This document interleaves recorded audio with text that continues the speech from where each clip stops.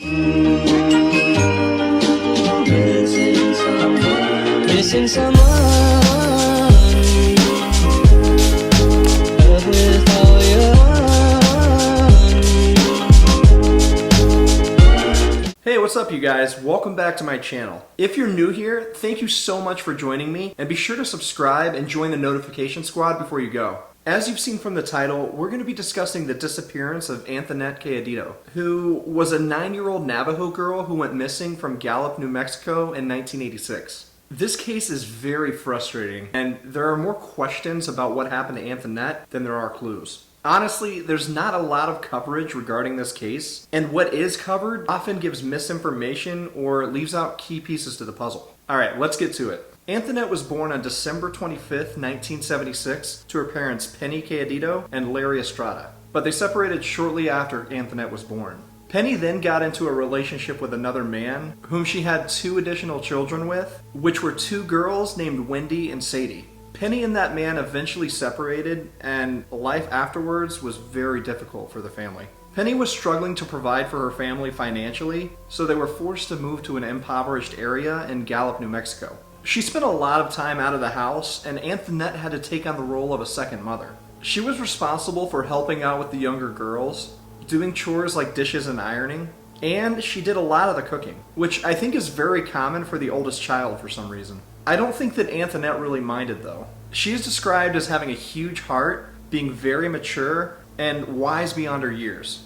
She was an old soul, and was very protective of her little sisters. Anthonette absolutely adored her family. She loved going to school and was very dedicated to her faith. I think it's likely that she had that maturity because at that point in time, the Cayedito girls were allegedly being exposed to things that would make most children mature much faster. It's rumored that Penny and Larry were involved in some pretty shady things, such as use, and many people have stated that Penny would go out to bars, leaving her children at home with babysitters, and was known to get around. People speculate that Penny and Larry were involved in dealing, and people were constantly coming and going from Penny's home, at all hours of the night. But we'll talk more about that in a minute. Okay, let's talk about the events leading up to Anthonette's disappearance. April 5th, 1986 was a normal Saturday for their family. Penny had arranged for a babysitter that evening and had plans to go out. Once the babysitter arrived, Penny headed to a bar called the Talk of the Town, which was located on Route 66 in Gallup. She had a good time and remained there until approximately midnight or 1 a.m. It was at that time that she headed home and dismissed the babysitter.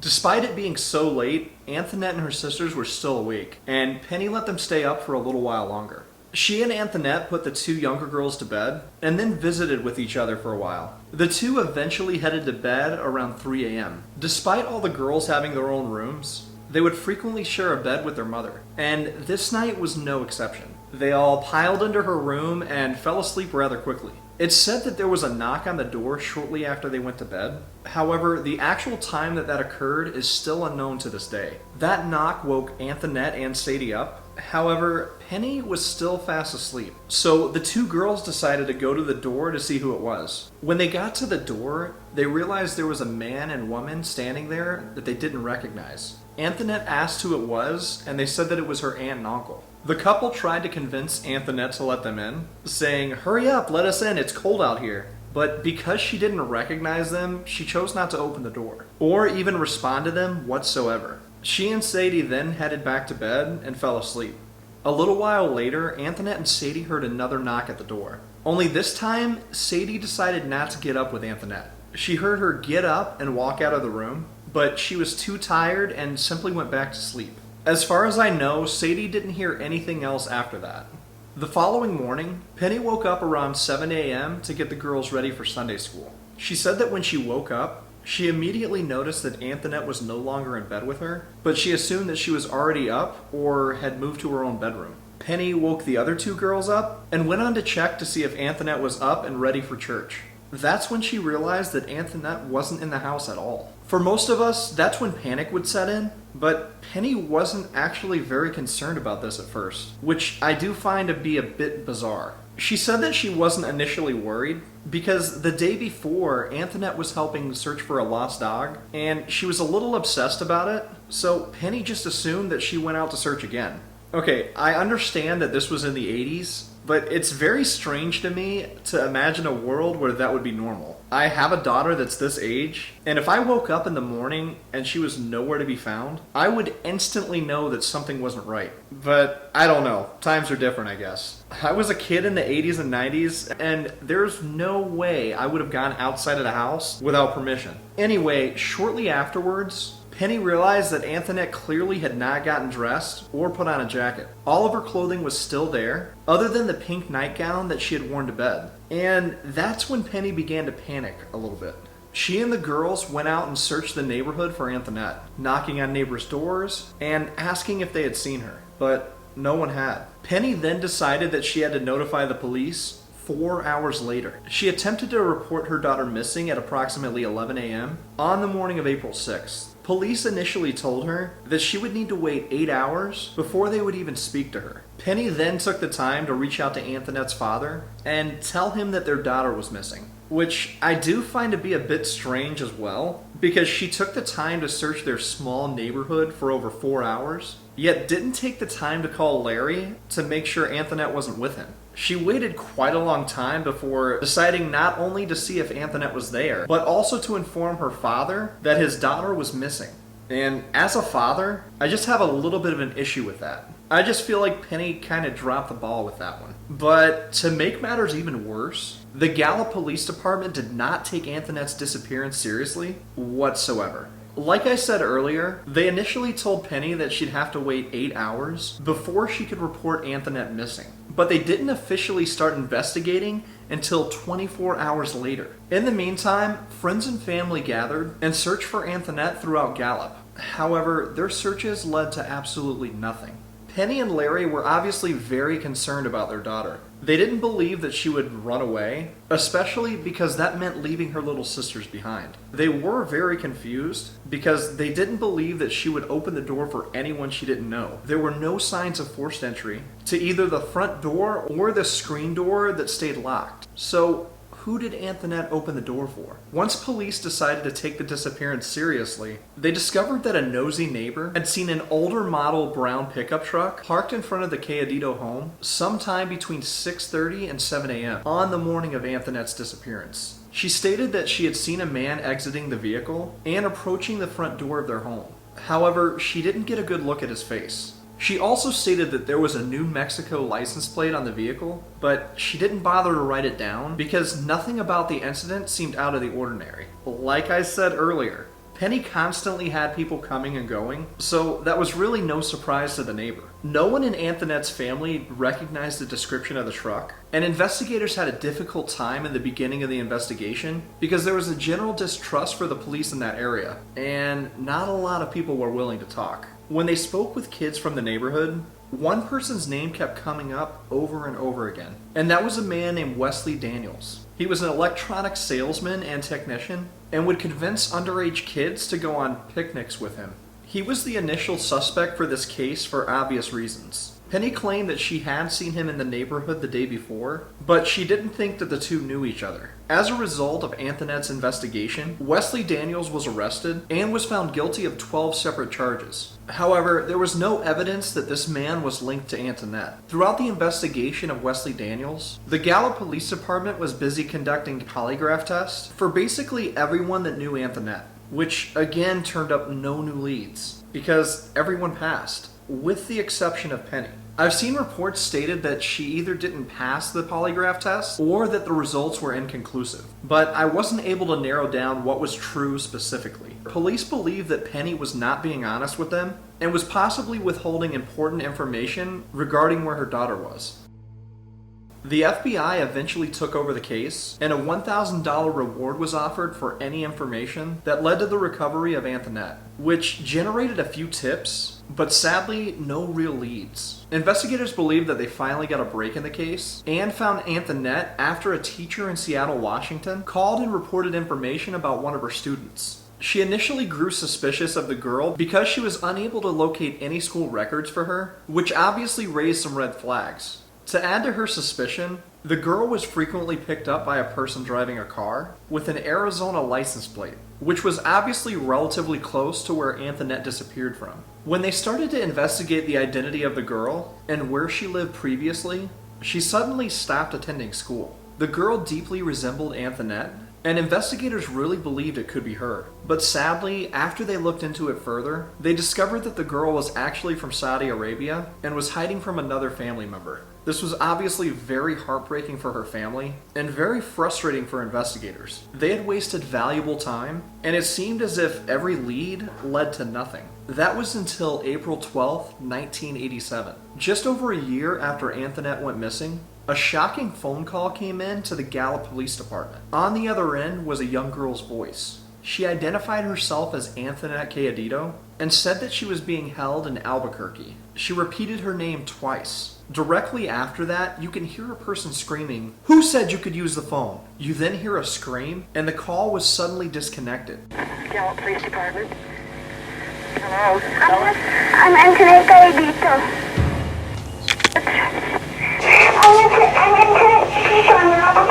Okay, whereabouts in Albuquerque? Who said you could use the phone? Hello? Anthonette, where are you? Anthonette? Because it was ended so abruptly, it was unable to be traced. So basically, yet another lead that felt like it led to nowhere. However, the call did renew everyone's hope that Anthonette could still be alive. And if she was, it's possible that she was only being held 2 hours away. When Penny heard the call, she stated that it was Anthonette's voice. Something that's interesting about the call is that instead of calling 911, the little girl called the Gallup Police Department directly. Therefore, she was not routed to the Albuquerque dispatch, which would have made it easier to trace the call. Meanwhile, police were spending hours upon hours every week working Anthonette's case. They followed up on numerous leads around the country, and the tips continued to pour in. But they were growing frustrated with the Cayedito family and began to suspect that they had more information than they were disclosing. A lot of them were unwilling to cooperate or even speak with the police whatsoever. They eventually learned that there were multiple people that were in and out of the Cayedito home the night before Anthonette's disappearance that weren't initially reported. To further their frustration, it eventually came out that on the night of Anthonette's disappearance, she and Sadie heard both a man and a woman at the door, and they identified themselves as their aunt and uncle, which investigators didn't know at the beginning. When police questioned Penny about this information and why she didn't disclose this to them, she said that it's because it wouldn't be them, meaning it wouldn't be her family, and she didn't want police to be looking into her family. This case went cold for another 4 years, until suddenly, Penny's youngest daughter Wendy came forward, claiming to have more information about the night that Anthonette disappeared. She was 5 years old at the time, so obviously 10 when she came forward. Wendy claimed that the second time that Anthonette got up, she actually followed to see what the commotion was. She stated that the person on the other side claimed to be their Uncle Joe, which caused Anthonette to open the door for him, only to discover that there was 2 unknown men standing there. They grabbed Anthonette as she kicked and screamed, begging to be let go. But the 2 men didn't listen, but forcibly put her in the back seat of a brown van. Apparently, they didn't see Wendy, and she was unable to get a good look at their faces. Therefore, she was not able to provide a description. Coincidentally enough, neither was Sadie. So, it just seems to be kind of a trend in this case. People see things happening, but no one gets a good look. But I digress. Wendy claimed that she was too scared to wake her mother because she thought that she would be in trouble. So she remained silent about what she saw for the next 5 years. I do want to point out that there is a real Uncle Joe in their family. He was married to Penny's sister at some point, but I believe that they were divorced, and I don't know what kind of relationship he had with the Cayedito family. I do want to point out that he was completely cleared as a suspect by the FBI and had an airtight alibi on the morning that Anthonette disappeared. Investigators really started to believe that it was someone in their family or someone very close to the family. And obviously they believed that Anthonette answered the door because they said that it was her Uncle Joe. Around the same time that Wendy came forward, there was another potential sighting of Anthonette in Carson City, Nevada. A waitress had an encounter with a man and woman and teenage girl that matched Anthonette's description. She claims that the entire encounter with them was very bizarre. Apparently, the couple stood out to her because they seemed very unkempt and kind of dirty. The girl was basically silent the entire time, and it seemed as if she was trying to get the waitress's attention. The girl knocked her utensils on the floor a few times, and then squeezed the waitress's hand when she gave her a new one. The waitress kind of brushed it off, but realized that something was very wrong when the three of them left. She began to clean the table, but when she lifted the girl's plate, she realized that there was a napkin under it that had "Help me, call the police" written on it. And that's basically the last lead in this case. There are some other things that I have questions about. Shortly after the last sighting of Anthonette, Unsolved Mysteries picked up the story and it aired near Christmas time, which was obviously especially tough for the Cayedito family, given that it was not only Christmas, but also Anthonette's birthday as well. Years and years have passed, and no one knows what happened to Anthonette. She's never been found. If she is still alive, she's never come forward, and if she isn't, her remains have never been found. She would now be 43 years old. I have a list of things that don't make sense to me in this case. 1. Who is the babysitter and why are they never talked about? I'm curious to know if this babysitter was investigated or at the very least made a statement to police about how the night went. For some reason, I don't believe that this person even exists. I just feel like Penny left her children at home unattended. She would put Anthonette in charge. So I wish there was really evidence that proved there was a sitter there. And besides Penny, Sadie, and Wendy, this person would have been the last person to see Anthonette. So why is there not statements or news articles about them? 2. Why did Penny allow her kids to stay up until 3 a.m. when they were waking up at 7 a.m. for church? Again, I'm a dad. I don't see an issue with kids staying up late on the weekends. They literally live for it. However, it's a struggle for me to accept that a mother would allow her children to get such little sleep. Any parent knows that kids running on 3 to 4 hours of sleep are going to be cranky and a nightmare to deal with. So I do find that strange, but that doesn't prove anything. According to statements made, the knocks on the door came shortly after they all went to bed. How is it that all 4 of them were sharing a bed and had just recently laid down, yet the kids were the only ones that heard the knocking? How did Penny not hear her kids speaking to someone through the door? And more importantly, how did she not hear her daughter screaming as she was being abducted? Better yet, how did the neighbors not hear her screaming? Anthonette's abduction occurred between 3 and 7 a.m., at a time where the world around you is eerily quiet, and the houses were very close together on a pretty small street. Even if Penny was under the influence of something, how could she sleep through all of this commotion, but then wake up with no problem at 7 a.m.? Sketchy to me. If we go off of Wendy's story of what happened and the Unsolved Mysteries reenactment, Anthonette allegedly opened the door and was immediately grabbed and forced into the van, kicking and screaming. But what about the screen door that Penny claimed was always locked? Sadie stated that the man and woman that knocked on the door were people that she and Anthonette did not know. So why would Anthonette unlock the screen door if she opened the door and didn't recognize those people? Or why was it magically unlocked that night? Was it a coincidence, or was that done on purpose? What child abductor comes to the door and knocks twice in the middle of the night? Just hoping that a child would answer? Not only do you run the risk of being spotted by the many neighbors, but what if an adult answered? What if neighbors heard a child screaming? It seems like a risky way to abduct anyone, in my opinion. Why did Wendy wait 5 full years to come forward with her story, and then point her finger at her Uncle Joe in the process? Like I said, I'd love to know what the relationship was between Joe and the Cayedito family, and if Wendy's story was calculated, or if it really happened. Why does Sadie and Wendy's story differ? Sadie claims that she heard a man and a woman outside the door, yet Wendy claimed it was 2 men. In regards to the phone call made to Gallup Police, why was it made directly to their police department rather than to Albuquerque's 911 system? I'm assuming that the only way that Anthonette would be able to get the phone number was if she looked it up in a phone book. But if she only had a brief window to make the call, why wouldn't she simply call 911? I'm sure there's going to be other questions that you guys are going to have, but those are the things that just stood out to me and bothered me in this case. There's just something off about the information given, and though I'd never like to accuse the family of any wrongdoing, but in this case I do feel that it's warranted. Even if it's just that Penny knew more than she was willing to give the police, and they agreed. They thought that Penny was hiding something to the point that when she was on her deathbed, they tried to rush and go and visit her before she died, in hopes that they could get a deathbed confession, but sadly they were too late and Penny passed away before they could get there. I think it's obviously very sad that if Penny didn't know what happened, She died without finding out the answer she was searching for, and without knowing what happened to her daughter. And if she did already know, she took those secrets with her to the grave. The first theory, and the one that's most widely believed, is that the family was somehow involved, whether that be Penny or another close relative. There were rumors that Penny and Larry were involved in...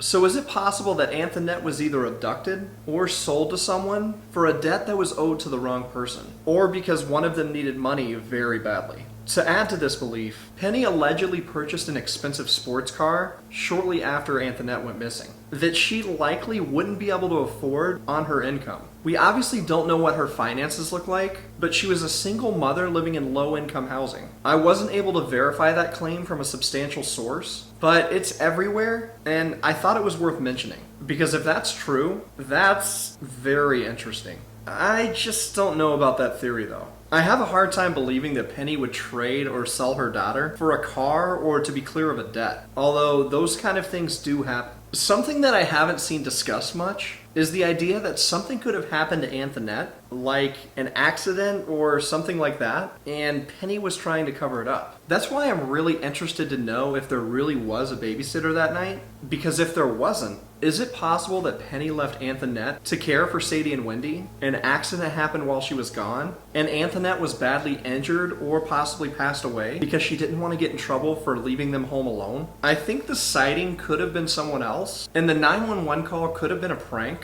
or was placed by one of the younger Cayedito girls under the instruction of Penny as a way to throw investigators off, because they suspected her from the beginning. Her polygraph did come back inconclusive. Another thing that supports this theory for me is that no one ever heard Anthonette scream. None of the neighbors, not Penny. No one saw or heard anything suspicious, other than the man approaching the house between 6:30 and 7, which coincidentally is when Penny claimed she was waking up. I find it hard to believe that someone would be ballsy enough to come knock on the door, because that's just incredibly risky. And it's hard for me to get past that. It's hard for me to believe that some random person could pull this off by themselves, unless they possibly had Penny's help. Another theory is that Penny allowed someone to illegally adopt Anthonette in exchange for money that she desperately needed, or again, in order to settle a debt that she wasn't able to get out from under. If that's true, that could explain the potential sighting of Anthonette in Carson City.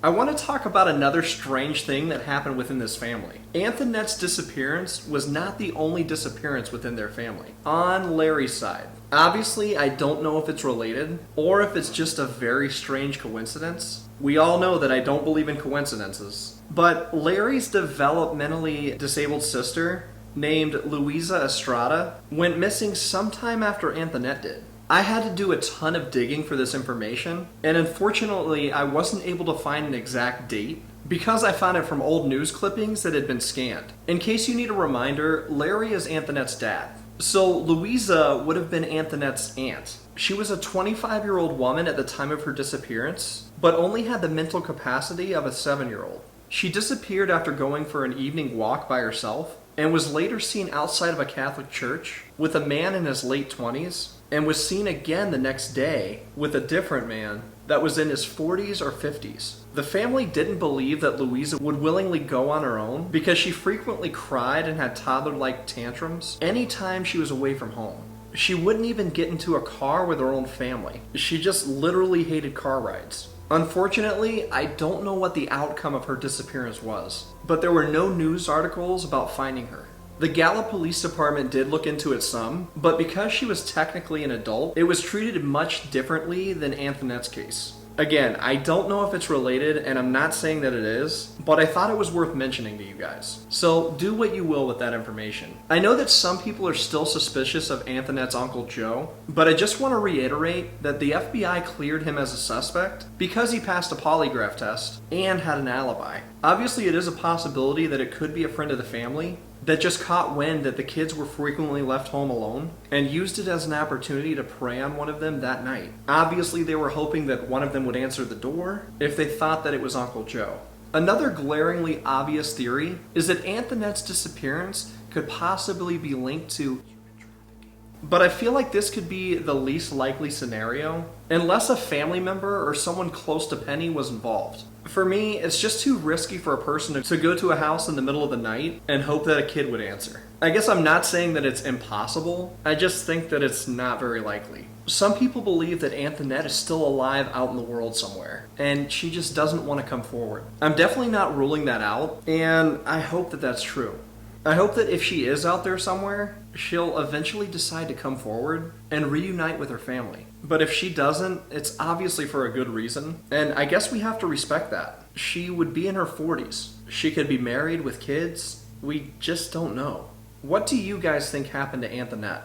Do you think that her family was somehow involved? Or do you think that it was a stranger that abducted her? Do you think the call and sighting were really her, and that she could be alive out there somewhere?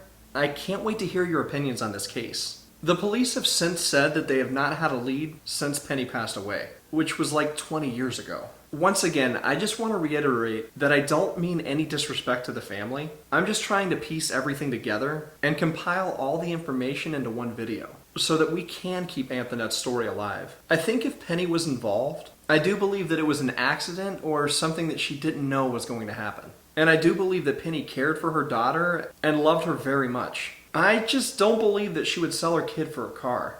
But that's all I got for you today, guys. Please be sure to subscribe before you go, and thank you so much for watching. And as always, remember the name Casey Shane. I'm out.